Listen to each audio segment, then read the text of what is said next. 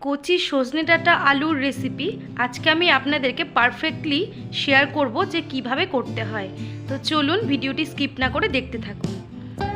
আমি এখানে প্রথমে নিয়ে নিয়েছি কয়েকটা কচি কচি সজনে ডাঁটা, আর একটু লম্বা লম্বা করে আলু কেটে নিয়েছি দুটো, আর কিউব করে টমেটো নিয়ে নিয়েছি, কাঁচা লঙ্কা নিয়েছি, আর একটা তেজপাতা নিয়েছি। এখানে আমি কড়াই বসিয়ে দিয়েছি। কড়াইয়ে এবার পরিমাণ মতো তেল দিয়ে দেব। এখানে আমি সর্ষের তেল দিচ্ছি। এবারে প্রথমে আমি করব হলো বড়িগুলোকে ভেজে নেব। আমি এখানে মাসকলাইয়ের বড়ি নিয়েছি, আপনারা কিন্তু এখানে মাসকলাইয়ের বড়িটাই ব্যবহার করবেন।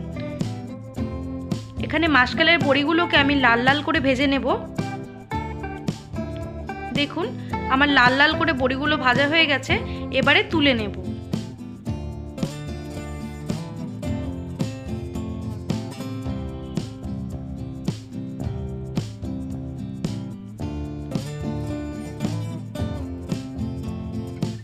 এবারে এই তেলেই সামান্য পরিমাণে কালো জিরে কিছুটা দিয়ে দিলাম, আর দিয়ে দেব একটা তেজপাতা।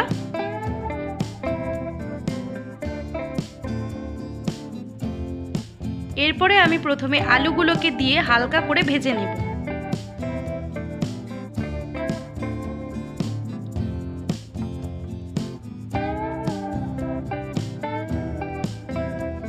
আমি এখানে আলুগুলোকে হালকা মতো করে ফ্রাই করে নেব।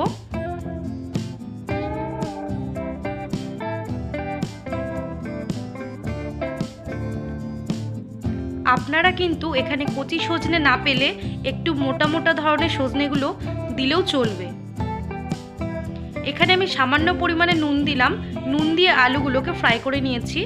এবারে আমি আলুগুলো কিছুটা ফ্রাই হয়ে যাওয়ার পরে এবারে সজনেগুলোকে দিয়ে দিতে হবে। এবারে সজনে আর আলুগুলোকে দিয়ে আবারও একটু হালকা করে ভেজে নিতে হবে।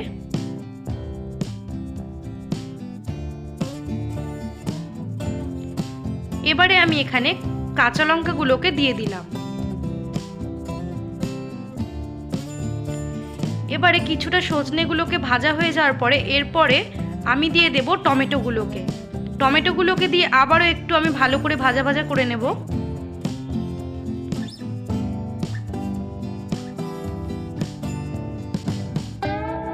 এবারে আমি পরিমাণ মতো হলুদ দিয়ে দেব। হলুদ দিয়ে আবারও কিছুক্ষণ আমি ভেজে নেব।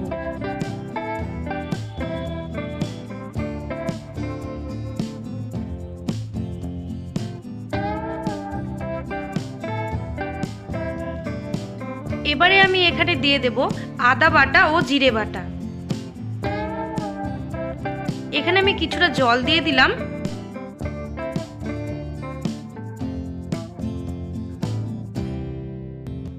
এবার আমি দিয়ে দেব কিছুটা পরিমাণে কাশ্মীরি লঙ্কার গুঁড়ো।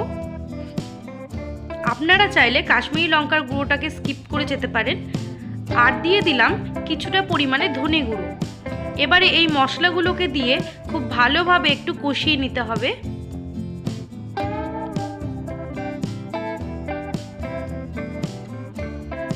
দেখুন আমার এই সজনে ডাঁটা আলু দিয়ে খুব ভালোভাবে কষানো হয়ে গেছে।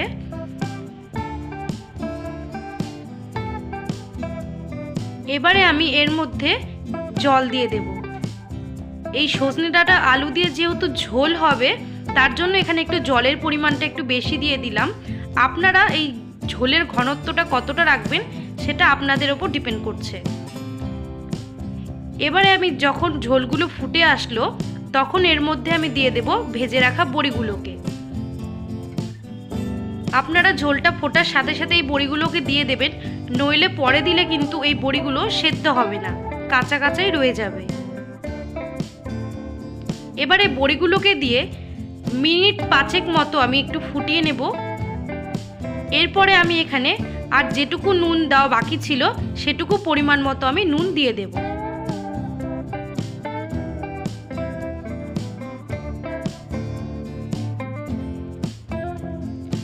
এখানে আমি হাফ চামচ মতো চিনি দিচ্ছি।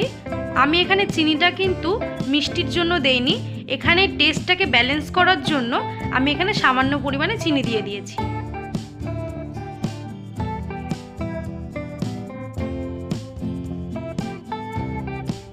এবারে আমি ঝোলটাকে আরও কিছুক্ষণ ফুটিয়ে নিয়ে সামান্য পরিমাণে একটু গরম মশলা দিয়ে দিলাম।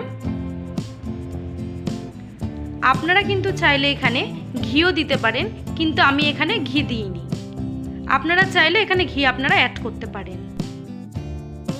দেখুন আমার এই রেসিপিটি কিন্তু পারফেক্টলি তৈরি করা হয়ে গেছে এবং আপনারা কিন্তু অবশ্যই জানাবেন আমার ভিডিওগুলি কেমন লাগলো এবং কমেন্ট করতে যেন ভুলবেন না। দেখা হচ্ছে পরের ভিডিওর সাথে। ততক্ষণ পর্যন্ত সুস্থ থাকবেন, ভালো থাকবেন।